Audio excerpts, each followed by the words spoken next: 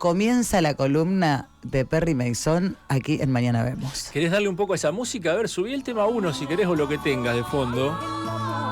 Me das la bienvenida a la columna con el disco del que vamos a hablar hoy, el artista y el contexto y los años de los que vamos a hablar hoy. Traje, no sé si una cara oculta, pero la faceta me parece a mí menos conocida del gran Miguel Abuelo, porque es un tipo popular y muy exitoso en Argentina en la etapa del retorno de los abuelos en los 80, cuando él vuelve de Europa en el 81 y arranca la segunda etapa. Digo porque los abuelos habían tenido unos primeros años en la fundación del rock argentino a fines de los 60, cuando alguna vez hablamos de Mandioca, decía el sello de rock argentino fundacional, decíamos que uno de esos simples era de los abuelos de la nada. Pero eso duró hasta el 69, esa etapa de los abuelos. Y hoy nos vamos a meter en un disco que grabó Miguel afuera, en Europa, a instancias de un productor judío que se llamaba Moshe Naim. Ahora van a ir apareciendo los personajes en esta historia que les quiero contar, que es exquisita. Y me traje también un poco lo que narra, viste que siempre estoy asociando, Lala, los discos y los músicos y los artistas con cómo lo presentó la prensa o ciertos periodistas especializados, cómo fuimos contando y narrando la historia del rock argentino a través de revistas o de libros. Otro de los libros muy lindos que me han alimentado es este, que se llama 10 discos del rock nacional presentados por 10 escritores. Ah, muy bueno. Sí, los que escriben saben escribir, escriben lindo.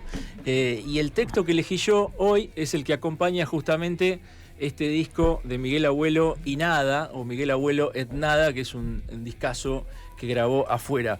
El autor de la nota, no voy a reparar tanto en el autor, sino en la historia de Miguel, pero bueno, es un tipo importante también para la cultura literaria y de investigación en la Argentina, que es Norberto Cambiaso. Él fue editor y director de la revista Esculpiendo Milagros, una revista también muy de culto, que salió entre el 92 y el 2001. Ahí hacían crítica musical y demás de afuera. El tipo da clase de comunicación estética y crítica cultural en la UBA, en la Universidad de Quilmes. Bueno, un docente, ¿no?, de crítica cultural y demás. Tiene unos librazos. Yo tengo el tomo 1, que es un librazo que viene en 2 tomos, que se llama Vendiendo Inglaterra por una libra, que es una especie de historia crítica social de la música de Inglaterra de los 60-70. Pink Floyd, bueno, toda la mano progresiva. Cantidad. Son 2 tomos grosos, muy zarpados. Y él es el autor invitado, porque son muchos autores en este libro. 10 escritores eligen un libro cada uno, y en otros textos escribe Lola Arias, Rosario Blefari, Rafael Cipollini, Ezequiel Alemián, hay textos de Luis Chitarroni, de Martín Gambarote, de Pablo Llantón. Bueno, todos escritores y que se han dedicado a escuchar música y a ser críticos musicales en revistas o en distintos medios. Y Norberto Cambiaso escribe sobre Miguel Abuelo y Nada, del gran Miguel Abuelo. Así que nos metemos. De fondo nos va a ir acompañando este disco, que es una locura, la verdad. Capaz lo podemos ir... Mira, ahí está ponchando la tapa, Lala. Ahí se lo ve a Miguel muy joven, en su etapa hippie. Está bueno ver también cómo, bueno, todos vamos cambiando, pero los músicos, que sobre todo del ambiente del rock, depende de lo que suena en cada época o cuáles son las corrientes predominantes, van cambiando. Si comparás este Miguel de los 60-70 con el de los 80... Exacto, es otro. Otro look, otra onda, otra manera de escribir, otra forma de hacer las canciones, pero acá estamos plena década del 70. Este disco tiene como una pata anclada en el rock progresivo y en el hard rock, en el metal también, con la vena y la faceta bien folky de Miguel Abuelo, que él ya traía esa faceta de trovador que traía desde los 60. Mirá ese pasaje, subí ese pasaje. No, una locura. Es una locura, cuando escuchás el disco entero son temas largos, tienen muchos cambios de ritmo también. 7 minutos 20 que es el primero. Sí, y bueno, se los recomiendo siempre los discos de los que hablamos, después los pongan de pe a pa, le den play al tema 1 hasta el final, donde se disfruta verdaderamente la música. Y también acá, más allá que estamos en la radio, como todo esto lo subimos a las plataformas, se ponen medias amarretas por temas de derecho y no te dejan poner los temas enteros, entonces no podemos ir mostrando todas las canciones. Exactamente. O fragmentos largos.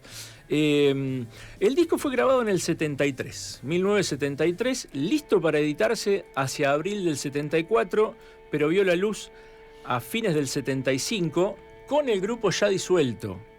Se había extinto este proyecto de Miguel Abuelo en su etapa europea.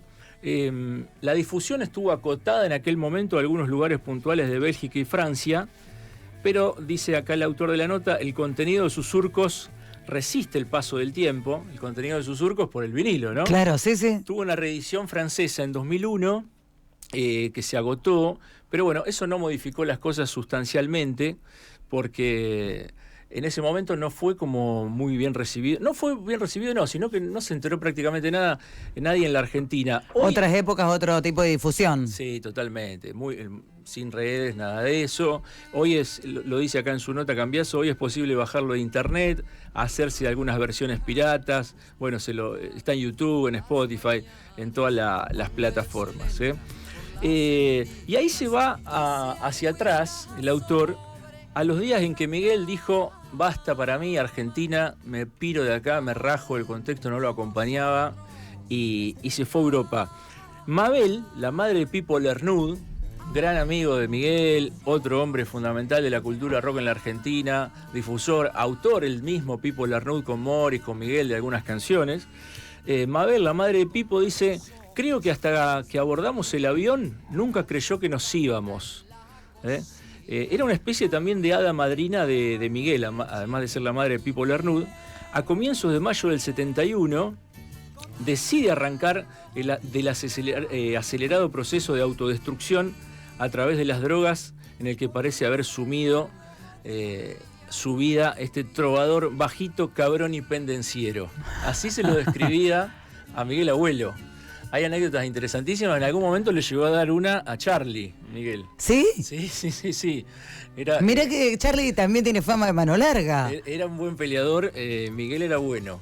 Eran otras épocas, era otra Argentina. Creo que hay dando vuelta un reel de Enrique Sims, me estoy abriendo paréntesis, donde define los 5 mejores peleadores del rock argentino.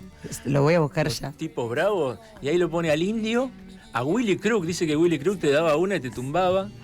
¿El Indio pegaba piñas? El Indio Solari, gran peleador callejero, dice Enrique Sims. No te puedo creer. Como bardea el Indio, con tanta altura, con tanta clase, vos decís, imposible que se agarra las manos. Es verdad, pero bueno, por ahí Enrique, viste que Enrique Sims con el Indio se sacaron chispas, tuvo una relación, escribió un libro, una relación muy, muy afín, y en algún momento se pelearon, se separaron. Pero habrá cobrado también. Y ahí lo cita al Indio, a Willy, ahora no me acuerdo si lo ponía a Miguel, pero sí, está la anécdota de que se trenza con Charlie en algún momento. Qué locura. Bueno, en ese contexto, Miguel huye de sus fantasmas, pero la descomposición interna también coincide con la de una ciudad, Buenos Aires, que se vuelve cada vez más irrespirable. El teniente general Alejandro Agustín Lanuse sucede a Onganía, después de un breve interludio de Levingston. Bueno, acá el autor repara en algunos acontecimientos de la época, la masacre de Trelew, por ejemplo, en 1972. Así que ahí arranca en el 70 la década del deambular europeo de Miguel Abuelo. Los 60 habían empezado más prometedores y acabaron enrarecidos. Miguel tenía... Sí, se fue hostilizando mucho la... Sí. Tenía orígenes proletarios. Bueno, este es otro tópico que a veces hablamos, los artistas que han tenido la suerte o la posibilidad de venir de familia adinerada, tipos que viajaban a Europa con otra comodidad o tenían un consumo. Miguel, muy de pibito, luchó de abajo, la recontra peleó en su vida. Me encanta esta etapa, me fascina verlo así. La onda de él, el look. Sí, me encanta. ¿Viste lo que es? Tuvo vida de orfanato, padre ausente, una madre también esquiva, después una familia adoptiva, condiciones difíciles de su infancia y su adolescencia. Se fue armando una coraza dura que disimulaba de alguna manera también la sensibilidad fragilísima que tenía el gran Miguel. Estuvo acostumbrado a la supervivencia, pero nada garantiza que el nuevo paisaje deba acostumbrarse a Miguel, dice el autor, sobre su llegada a Europa. El nombre está inscripto en el Panteón de los Pioneros. Para aquel momento en que se va, estamos hablando del 71, ya lleva bajo el brazo 3 singles, una denominación, Los Abuelos de la Nada, como decíamos, tomada textualmente de ese pasaje de Leopoldo Marechal en la novela El banquete de Severo Arcángelo. Por supuesto, Miguel pasó por todos esos lugares que son los íconos del rock argentino, Quedó atrás, dice el autor, La Cueva, La Pensión Norte, La Perla del Once, Los Hippies de Plaza Francia, La Casa con 10 Pinos de Monte Grande, el Instituto de Itela, el Sello Mandioca, el Teatro Apolo. Una experiencia muy corta musical antes a esto, que es El Huevo, un grupo que tuvo Miguel también, y también Las Largas Noches en la Comisaría, Los Picos de Pervitín y Metadrina. Ni conozco los nombres de lo que se metían, Lala. Fíjate, qué lechuga, qué sano que son. ¿Qué sería eso? Pervitín y metedrina. También se sabe, lo han contado otros artistas, las pastillas o drogas de aquella época para alucinar, para viajar, para naufragar, como decían, eran algunos de estos nombres. Dice Miguel, está citado. Este autor que yo les cito acá también cita mucho a Juanjo Carmona, que escribió la gran biografía de Miguel Abuelo, El Paladín de la Libertad. Hermoso libro también. Eso pueden ir a buscarlo, está toda la biografía de Miguel. Y Cambiaso cita en su libro, en su texto, la biografía que escribió Juanjo Carmona. Y Miguel dice, cuando me fui de Argentina, dejé completamente la música. Salí de acá con mucha mufa, pensaba que en todo el mundo era igual. Me metían en cana todos los días, apaleaban a mi gente. Yo dije, me voy, no quiero saber nada. Me costó 3 años en Europa recuperarme de eso, ver que en otros lugares se podían hacer cosas. Cita del libro cosas que dijo Miguel en su momento. No quiero abrir mucho la historia, pero también están en internet colgadas entrevistas cuando vuelve en el 81 Miguel, que va a los programas de radio de la época. Esta semana estuve escuchando, algunas son buenísimas, pero bueno, falta mucho para eso. Para cuando Miguel vuelve en el 81 era otro tipo, cambiado, con otra perspectiva. La primera escala europea de Miguel Abuelo es España. Están ahí con las cicatrices de casi 4 décadas de totalitarismo franquista. Sale de una para meterse en otra. Se me veía la modernidad. Guatepeor total. Sí, pero bueno, España sobre todo estaba con el franquismo a full. Asidua prosperidad económica, disimula los abusos despóticos del régimen. Un reencuentro inicial e iniciático trastocaría para siempre las coordenadas de su vida personal. Esto pasa... Ni bien Miguel llega allá, cuando desciende en Madrid, después se va floreciendo en Cadaqués el amor, pero se encuentra con una chica argentina, Miguel. Se ve que no podía olvidar tanto su patria, fue allá a buscarse problemas y una chica argentina de origen galés, a la que conocían como la polaca. Bueno, estoy hablando de Krysia Bogdan, que fue su pareja y fue la madre de su hijo, su único hijo, Gato Azul, que aparece en la tapa del álbum. Aparece, ahí lo volvemos a Vamos mostrar. a ir saltando en el tiempo. Ese niñito que está en manos, arropado por el gran Miguel Abuelo, es Gato Azul, que al día de hoy sigue con una reencarnación de los abuelos de la nada. Tipo grande ya, el hijo de Miguel. Claro, pues nació en el 70, 73. Sí, hoy en día está haciendo Los Abuelos de la Nada, ya sin miembros originales, pero sigue con el legado de su padre. Vienen a Rosario, creo que este año, el año pasado estuvieron por acá. Bueno, con Krysia Bogdan se habían conocido en el Bárbaro, o Bar, así se llamaba, Bar o Bárbaro, todo junto. Le decían a fines de los 60, en Argentina, en Buenos Aires. Ella también tenía una historia dura. Había escapado de un reformatorio junto a su hermana menor Teresa. Teresa, la hermana de Krysia, andaba en pareja o salían con Tanguito. Eran los noviazgos de la época. Mirá vos, de ellas. Le metemos un poquito de revista Gente. Me encanta, me encanta todo eso. Krysia con Miguel y la hermana Teresa con Tanguito. Encuentran refugio en el grupo Lobo, algo muy típico de la época, una comuna teatral, colectivos, viste, recontra locos, artísticos y de vida. Alquilaban o usurpaban directamente alguna casa, alguna casona, ahí vivían todos, hacían arte y guiso, comidas, noches, tragos, etc. Esa comuna teatral estaba dirigida por Carlos Traffic y Robertino Granados. Estaban en, creo que Córdoba y Pueyrredón. Ahora que fui a Buenos Aires, cuando leía esto me acordaba porque alquilé justo un hotelucho por ahí y dije, mirá vos, qué loco. Pasé varios días por ahí caminando y digo, ¿a dónde sería el departamento de esta gente? Cuenta Krysia, la pareja de Miguel. Yo tenía 20 años en el 68 y mi hermana Teresa, que es 4 menor que yo, también andaba por ahí. Ella después fue novia de Tanguito. Vivíamos en Córdoba y Pueyrredón con el grupo Lobo. Teresa caía a veces en el departamento. Veníamos de fugarnos de un reformatorio donde nos había metido mi vieja sin causa. Me vuelve loca. Todas esas historias que hoy parecen impensadas. Y de telenovela o... Bueno, no te creas. Es verdad, la vida de reformatorio era de otra época. Claro, otra época. De hecho, no existe más, creo, ese nombre reformatorio. No. Son otras instituciones como más blanqueadas, más clean, aunque igualmente de duras serán las vidas. Absolutamente. Muchas veces de la gente que pasa por ahí, pero el tratamiento es otro, tenés razón. Bueno, se habían fugado directamente, ella y su hermana. Casi toda la gente de ese tiempo tenía problemas familiares y lo que nos caracterizaba era que nuestra edad cronológica no se correspondía con todo lo que ya habíamos vivido. Claro, muy pibito y ya una vida en el lomo importante. Todos teníamos familias disfuncionales o directamente no teníamos familia. En nuestro caso el asunto se quebró con la muerte de papá, dice Crilla.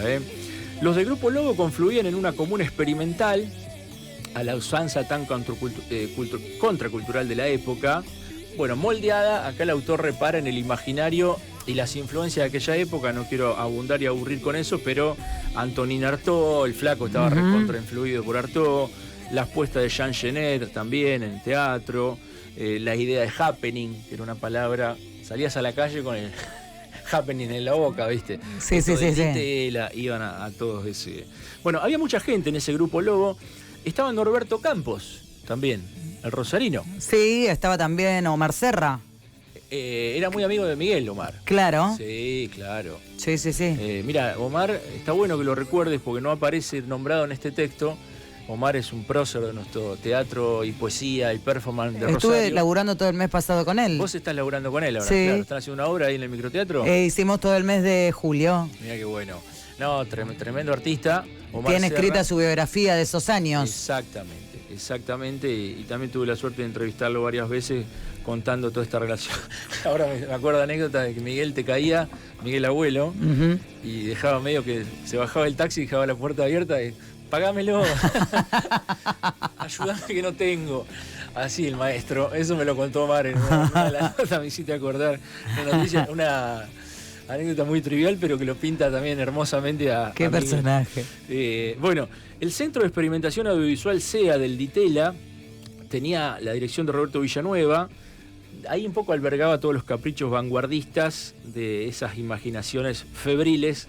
Miguel trajinaba de vez en cuando esos escenarios. Ahí presentó su trío El Huevo, con Pomo Lorenzo en batería y Carlos Cutaya en Hammond. Dice Cambiaso podría haber sido legendario, como otras iniciativas de aquella época, pero no trascendió demasiado. A comienzos del 70, Miguel, como decíamos, estaba ahí a full en el hipismo y también tempranamente queda embarazada sorpresivamente Crilla y eso le cambia la perspectiva a Miguel y se la cambia a cualquiera en la vida, ¿no? Te vas de joven hippie a trajinar Europa y conoces una chica y la dejas embarazada, bueno, es un sacudón, así que aceptan juntos el futuro de Gato Azul y que después va a terminar ahí en la tapa de este disco al que hoy estamos haciendo mención, Miguel Abuelo en Nada. Bueno, en esas reuniones también, distintas casas y deambular por allí, conoce a Edgardo Cantón, que es otro tipo muy importante de la música argentina. Se conocen en una mansión de Brunoy. Es un reencuentro porque ellos ya se conocían de la época del Ditela, Miguel Abuelo con Edgardo Cantón, y estaban ahí bajo la hospitalidad de una actriz francesa llamada Elisabeth Wiener. Viste que el mundo del arte también tiene esa particularidad, Lala. Si andás por todos lados, se daban estos encuentros, que yo no sé si hoy en día se dan porque estamos más separados. ¿Cómo se encontraban? ¿Viste? Podían proceder de distintas clases sociales. Parece un tema de Rodrigo ya esto que voy a decir. Pero se encontraban y hacían cosas juntas. Sí. Y tenía un magnate millonario, pero bueno, con afanes artísticos, con un tipo que también estaba arrancando, con dotes artísticos, pero venía del proletariado, y se juntaban en los mismos lugares y terminaban haciendo cosas o apoyándose unos a otros, como en el caso de Miguel. Así que bueno, ahí se junta con Edgardo Cantón y empiezan a hacer cosas. Cantón venía de la agrupación Nueva Música, de la influencia de Juan Carlos Paz. Estoy citando toda gente de música concreta, experimental, de la época. Muy importante también en la posterior música electrónica. Cantón obtiene una beca para estudiar con el grupo de Recherche Musicales, junto a Pierre Jaffer, que son todos investigadores de cierta música y se radica en Francia. Compone la banda de sonido también Cantón de la película Invasión de 1969, que es súper recomendable, que dirige Hugo Santiago y tiene guión de Borges y de Bioy Casares, si no me equivoco, sí, de ambos. 2x3 acá en los Cineclub de Rosario están poniendo esa peli Invasión para que la gente las vaya a ver. Pero bueno, se encuentra con Cantón, después medio que se separan porque Cantón estaba con mucho laburo, estaba laburando en los archivos de la UNESCO, pero Miguel se va con su pareja Crilla a Londres, donde el 8 de mayo de 1972 nace finalmente su hijo. Ahí está la fecha de Gato Azul, de su llegada. No, el nombre me enloquece. Sí, Gato Azul Bogdan Peralta, pero durante su breve conversación es probable que Cantón haya conjurado el nombre mágico que va a sellar el destino de Miguel Abuelo en nada. Cantón le nombra, anda a ver a este tipo, Moshe Naim. Ahí aparece la figura del productor, el mecenas, el que va a poner la guita para que Miguel Abuelo y compañía puede grabar este disco. Por supuesto que Miguel en Europa estaba en plan hippie, ¿viste? En casonas, deambulando de acá para allá, y se complica con el tema de la visa. Encima se hacen padres y madres con Crilla, se le expira la visa y la nacionalidad británica tiene ahí obligación de matrimonio legal con Crilla. La relación no era muy sutil, era bastante tormentosa, requiere 6 meses de trabajo estable. Y bueno, Miguel también carece, ¿no?, de esa aptitud. Es un trotamundo, un tipo que dice, tengo que trabajar 6 meses en un lugar. Pero ¿Cómo hago? ¿Cómo hago para cumplir un horario? Porque tengo que hacer la visa, etcétera, etcétera. Se impone de Londres, donde estaban, un nuevo viaje a París para buscar esa contención que solo la extraña pareja de Wiener y Mosner saben dar. Ya no alquilan una mansión en las afueras, sino un petit hotel en el barrio de Saint-Maur. Bueno, otro lugar. Recala sabido forastero, como se llama una de las canciones de este disco. Recalan en la casa de Saint-Maur. Dicen las crónicas del libro, las citas de los quienes pasaban por allí. Todo era un disparate, especialmente porque era muy difícil vivir con Elizabeth, la actriz, que en un solo laburo se juntaba $100.000 con una película. Y vos estabas ¿Quién pudiera? Escuchá, y vos estabas jugando para juntar 300 en un mes. Claro, claro. Convivían, ahí. Una actriz afamadísima. Me acuerdo de una cosa graciosa en la casa, una fiesta muy divertida donde estaban todos. El Gordo Cáceres. Este hombre también, con él va a empezar a grabar de invitado Miguel. Juan Carlos Cáceres, ya fallecido. Un tipo que entrevisté también hace algunos años, cuando volvía de Francia. Los últimos tiempos se dedicó a tocar, pianista él, tangos, milongas, música afro-argentina, digamos. Toda la raíz negra del tango la investigaba muy bien Juan Carlos Cáceres. Era uno de los pibes que en ese momento estaba en la casona. Carlos Beiris, Bonino también, hombre del arte. En un momento de la fiesta, Elizabeth Bonino, el Gordo Cáceres y Miguel cantaban una canción muy vieja de los 50 que decía, fíjate que el público de la tele va a conocer de dónde viene quizás esto, de Manu Chao. La canción vieja decía, la vida es una tómbola. Tómbola. Twist, twist, tómbola, twist, twist. Está el videito en YouTube, pueden buscar las versiones originales. Seguramente Manu Chao lo sacó de ahí. Seguro. Esta frase. Bueno, cantaban muy bien. Cáceres pelaba, Bonino llegó a ser cantante lírico, Miguel y Elizabeth cantaban como nadie, la fiesta era un descontrol. En un momento los vecinos avisan que van a llamar a la cana, pero seguíamos en la nuestra hasta que tocan el timbre, atiendo y era la policía. Elizabeth se acerca para decirles que no pasaba nada, que era una reunión. Y cuando le explicamos a los canas, Miguel había prendido fuegos artificiales dentro de la casa y dice que las cañitas voladoras le pasaban volando cerquita al cana. Como siempre, Elizabeth tuvo que salir a salvar las papas, le hicieron pagar una multa. Bueno, estamos una gran actriz. Pero en esa andaban los muchachitos y muchachitas. Juan Carlos Cáceres había llegado a Francia en el mayo del 68. Menudo mes y año para llegar a Francia, mayo del 68. Venía de trabajar con Marie Laforet, una actriz popular también, que se había metido a cantante y representaba la inflexión folk de tanto yeye suelto por ahí. El yeye era un género de la época, ¿no? La chica yeye, la chica yeye. Y viste que pasaba mucho. A las grandes actrices, grabate el disco. Las productoras enseguida. Era todo. Sí, era una manera también comercial de... Contra, gorro, bandera, vincha. A los actores también. Todo el combo. Vos tenías a Sandro, Palito, que eran grandes, que eran actores muy populares, pero también buenos cantantes, pongámosle, digamos, claro. Pero después esos otros actores que eran galancitos, terminaron grabando un disco y no eran buenos cantantes, pero las productoras y con las actrices... Bueno, Rengo Bonavena, boxeadores, deportistas, o sea, era como el camino del famoso. Bueno, hoy día está pasando otra vez, viste que las actrices se van. No quiere decir que no tengan talento, pero bueno, en fin, cerremos el paréntesis ahí. El Gordo Cáceres había pasado también por La Cueva, tocando piano y trombón en distintas formaciones de jazz. Recordemos que La Cueva, antes de ser la faceta rockera, era un lugar jazzero. Antes de La Cueva, ese lugar se llamó Jamaica, que era un cabaret. Había andado por el Ditela. Tiene unos discazos, para los que quieran ir a investigar. Una banda francesa que se llama Malone, que ahí ya empieza a mezclar estas músicas, ritmos de tango, afro, progresivo y demás. Y participa en voces, percusiones y guitarras Miguel Abuelo, justamente ahí con Juan Carlos Cáceres, otro de las changas de los laburos musicales que Miguel tiene en su etapa europea, y se empieza a reconciliarse con esa vocación musical que tiene en su ADN. Pero habíamos dicho que Edgardo Cantón le había dicho a Miguel: anda a ver a Moshe Naim, este productor, excéntrico productor, digámosle, a Moshe Naim. Ahora nos vamos a dar cuenta por qué. Hombre de la comunidad judía. ¿Qué dice? Cantón le había dicho a Miguel que si quería salir de su situación me ubicara a mí. Aparece en escena este productor. Le dijo que yo podía ayudarlo. Miguel Abuelo vino, lo puse en el estudio con la guitarra y le pedí que hiciera una canción y cantó.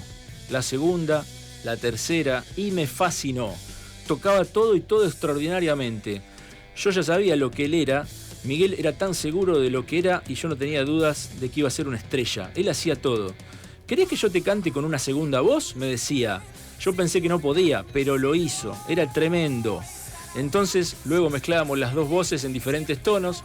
Teníamos dos pistas, la primera voz y la segunda. Era divino, cuenta Moshe Naim sobre Miguel. Luego le pedí que tocara la batería. ¿Y qué pasó? Me tocó la batería de una manera increíble. ¿Ahora querés que te toque la trompeta?, me preguntaba Miguel, y yo le decía que sí. Entonces él agarraba y tocaba la trompeta. Luego la armónica, la percusión y así. Miguel podía ser él solo una orquesta, dice Moshe Naim. Yo jamás vi una cosa como esa. Miguel sabía qué quería hacer, sabía que lo iba a hacer perfecto. Yo estaba fascinado. Entonces Miguel me preguntó qué me parecía. Yo le dije que me parecía estupendo y que comenzaríamos a trabajar. Ahí se encuentra un encuentro en un estudio. Miguel fascina a este productor y nada, se ponen a laburar juntos. No se conoce demasiado de este enigmático personaje. Ya en 1965 estrenaba por primera vez en lengua francesa un par de puestas del dramaturgo alemán Tancred Dors en el Teatro 140 de París. Era promotor cultural en los días álgidos de 1968. Había lanzado un año antes la primera placa de su sello, que se llamaba Ediciones Moshe Naim, que tenía un poco de todo: cantautores y poetas como Luis Silia, Paco Ibáñez, Javier Ribalta, algunos chansonniers franceses también, gente de la vanguard, ¿no? A los argentinos también editaba el propio Cantón, el Cuarteto Cedrón, Tata Cedrón, otro maestrísimo del tango de renovación y de la milonga, muy personal, que se fue a Francia, estuvo con el Trottola de Buenos Aires, con Cortázar. El año pasado lo fui a ver al Tata Cedrón, ahora está hace mucho en la Argentina, o vuelven a Francia, no me acuerdo si va y viene o vive acá. Estuvo en Refi tocando, el viejo ya no sé si debe tener 80, con la viola ahí adelante cantando y tocando, y tres más atrás haciendo tango. Qué épocas, por favor, no paró nadie. Y viene de aquella época también el Cuarteto Cedrón, acompañado de este productor Moshe Naim. El trato inicial de Moshe con Miguel era un disco solista, pero parece que esto se fue rompiendo porque era imposible disciplinarlo a Miguel. Tenía un genio creativo y bueno, enseguida Moshe le dijo: che, hay que juntar más gente, te tengo que armar una banda porque no te pueden causar, digamos, es lo que cuenta acá en el libro. Y lo trae a Daniel Esbarra. Daniel Esbarra es otro músico argentino, integrante, Lala. Esta banda la citamos en algún momento cuando hablamos de Los Redondos. de Dulce Membrillo. Daniel Ibarra venía de este grupo en el que tocaba Federico Moura también, en La Plata, muy jovencitos. Grupo Dulce Membrillo donde el Indio Solari había compuesto algunas letras antes de Los Redondos. Recuerdo. Que comentamos eso? Bueno, también Dulce Membrillo era un grupo platense de la época de la Cofradía de la Flor Solar, donde estaba Sky, donde estaba Rocambole. En el 67, en el Colegio Nacional de La Plata, tenían esta banda y habían empezado haciendo covers de The Who, de los Stones, de Stephen Gould, de Black Sabbath y de Palito Ortega también hacían covers. Fíjate qué locura. Pero bueno, fracasaron, giraron por Bolivia y se disolvieron en el 72. Cuenta Esbarra de su relación con Miguel. A tal punto fue el enganche entre nosotros que dijimos, ¿por qué no hacemos un grupo? A mí se me ocurrió que Beiris tenía que tocar el cello, compuse un tema que tenía arreglos para ese instrumento, creo que es Octavo Sendero, que está acá en el disco. Era algo así como un rock muy fuerte, pero con un fraseo bastante barroco, y lo convencí. Pusimos un bajista, que era un músico que estaba viajando conmigo, con el que había tocado antes en la Argentina, y otro baterista. Ahí mismo Miguel paró toda la grabación y le dijo al productor Moyé: esta grabación se acabó, esto que hicimos no va a nada. Queremos hacer una banda, no hay disco solista, queremos un disco en grupo, con temas nuevos y en otro estudio. El tipo lo estaba acompañando, poniendo guita, y Miguel dijo, nada, disco solista, porque los otros eran invitados. Vamos a hacer un grupo, le dijo Miguel. Le pedimos al productor todo lo que necesitábamos, Marshall para cello, para bajo, para viola, una batería. El tipo se recontra jugó, dice Esbarra. Digamos que el tipo estaba más loco que nosotros, porque grabar un disco en español en un país donde el rock no existía era una locura, y la cosa se largó ahí. Qué alucinante es tener guita a veces. A medida que progresa esta colaboración entre Daniel y Miguel, Hijos de Nada va cobrando forma. Naim dilapida parte de su fortuna en el proyecto, paga los gastos en la casa de Saint Maur, contrata un estudio de 16 canales, les arregla una gira de verano por las ciudades costeras Mónaco, Niza, Cannes, Biarritz y Toulouse. Se ve que la tenía toda también, Moye. Todo, contacto, guita. Guita, todo, Los aloja con todos los técnicos de sonido, luces, gráfica, fotografía en un viejo castillo abandonado para que ensayen. Hacia fines de 1973, la grabación está terminada. En los primeros meses del 74 se realiza la mezcla. Pero en el ínterin, Miguel, Esbarra y Beiris participan de los arreglos y las orquestaciones de una larga duración de otra cantante apadrinada por Moyé Naim, que se llama Annie Nobel, junto a su colaborador Philek Richoux. Parece que Miguel ahí tuvo un romance también, Era Don Juan, entre otras características, Miguel abuelo era Don Juan, y tuvo un amorío con Annie Nobel. Hacia abril de 1974 todo está listo para que de la nada advenga el ser, pero Naim prefiere dilatar la edición del disco hasta después de la gira promocional. Lejos está de adivinar que al final de esa ajetreada gira, a raíz de irreconciliables diferencias musicales entre los dos protagonistas principales, el pequeño ser devendría otra vez en nada. Miguel se separa de Crilla, se lleva a su hijo a Madrid para reencontrarse con su hermana Norma Peralta, que también fue una persona muy importante en la vida de Miguel. Esbarra, el otro integrante de la banda, se va a Ibiza, los músicos se dispersan y el pobre Moyé Naim, indignado, tuvo que postergar o suspender la edición del LP. Fíjate vos también. Todas las vueltas. Yo creo que de estas anécdotas ya no se escuchan más. Si un productor te va a apoyar y haces todas estas volteretas, te rajan a patada hoy en día. Sí, no total. Así que nada, Miguel abuelo y nada aparece un tiempo después. En algún momento Moyé, ya hinchado los quinotos, lo llama a Esbarra y le pide permiso para editarlo, el disco, y después termina saliendo en el 75, ¿no? No con mucha difusión. Y el disco se va haciendo de culto y al día de hoy es conocido porque además después se pirateó en su momento, hoy está en las plataformas y demás. Miguel Abuelo y Nada es un disco único, producto de la colaboración entre un conglomerado de personalidades dispersas, cada una de las cuales sabe volcar allí con maestría su propia experiencia, dice Cambiaso en su libro, un atajo de exiliados argentinos y chilenos que por un breve y huidizo instante parece alcanzar en la empresa común un estado de gracia conjunto. Se ha escrito mucho acerca de que el álbum consiste en la articulación de dos vocaciones antagónicas, la de Esbarra por los riffs pesados y el hard rock, y la de Miguel por ese lirismo más folky incrustado en las tradiciones de una canción que él sabe declinar como nadie. La verdad que sí, uno escucha al Miguel de los 70, vienen de un pasaje súper rockero, jarroquero y metalero, y aparecen unas guitarras acústicas y todo ese lirismo de Miguel en estos temas. Mirá ese comienzo. Muy 70, muy jarroquero. Unos pasajes que acá Cambiaso dice que nada tienen que envidiarle a Underground Generation, a las puestas en escena de Genesis, a la fuerza de sonido de Deep Purple o Black Sabbath. Lo halaga mucho también este crítico musical. Con el diario El Lunes, porque este texto es del 2012-2013, pero digo, el disco a la par de todas aquellas otras bandas que estaban fundando esa música. Años 72, 73 también, bueno, estaba el Flaco con Pescado, con Artaud. Había como un aire de época, un Seihet, como suelen decirle, súper interesante. Nada, la recomendación de este disco, avanzamos ya 40 minutos en la columna de hoy.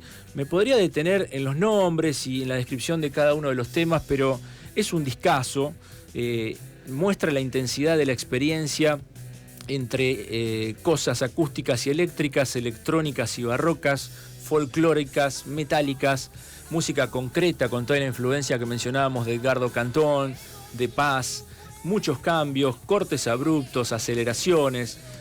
La forma, si se nos permite una distinción pasada de moda, dice Cambiaso, expresa a la perfección su contenido. Esta relación del arte, forma y contenido. Cada nivel, melódico, rítmico, armónico, textural, tímbrico, lírico, está trabajado de la misma manera. Una topografía fascinante de repeticiones y contrastes, picos y mesetas, elevaciones y caídas, acentos sutiles y explosiones furiosas, paisajes reflexivos y exaltadas interrupciones. Fíjate todo en un párrafo, qué lindo como pinta Cambiaso este disco. Ahí aparecen Tirando Piedras al Río, El Largo Día de Vivir, otro temazo, Recala Sabido Forastero, Mariposas de Madera, está acá también. ¿Lo tenés ahí para picarlo, Lala? A ver. A ver, ahí lo buscamos. Pasa que viste que buscá tranquila en la lista que te aparece. Porque este tema es el que había escuchado, no sé si le envidiaba o le gustaba mucho a Luis Alberto Spinetta. Perdón, no sé si... Le gustaba mucho al Flaco, pero sí. ahora que me... No sé si está acá Mariposa de... No está acá en este disco Mariposa de Madera. No lo encuentro. No, Mariposa de Madera no. Cambiaso, me confundí porque hace alusión a un pasaje de otro tema que tiene influencias de Mariposa de Madera. Y es el tema que le gustaba al Flaco. No está en este disco, está en el otro solista de Miguel Abuelo. Bueno, sí está Señor Carnicero, tema súper visceral. Y también Octavo Sendero, que es el tema que cierra el disco. Bueno, Estoy aquí parado, sentado y acostado, también otro súper clásico de este álbum. Digo súper clásico, es un lado B, un disco de culto de Miguel Abuelo y nada, pero es un clásico, la verdad. Después el grupo se disuelve, Miguel también sigue con problemas en Europa, tiene como una etapa de una espiral descendente que concluye con la separación de Crilla, lo encarcelan en España también. Sí. ¿Y quién aparece para rescatarlos de una prisión en Barcelona? No. Es que no sé. No, Moyen Naim, el mismo productor, también lo zafa de esta. Ahí debe haber puesto para el gancho o la guita para la fianza. Gracias. Y también un par de deportaciones, así que Miguel regresa a Buenos Aires en marzo de 1981 para hacer la consabida remodelación, refundación y segunda etapa de Los Abuelos de la Nada, pero a mitad de los 70 dejó este gran disco Miguel Abuelo y Nada, del que hablamos hoy en esta columna de rock nacional aquí con Lala Brillos. Impresionante cómo lo interesante de todas estas columnas es que como son los inicios, cómo todo tiene que ver con todo, cómo se fueron encontrando y cómo nace todo lo que escuchamos, sobre todo en esta emisora. Sí, a full es el nacimiento.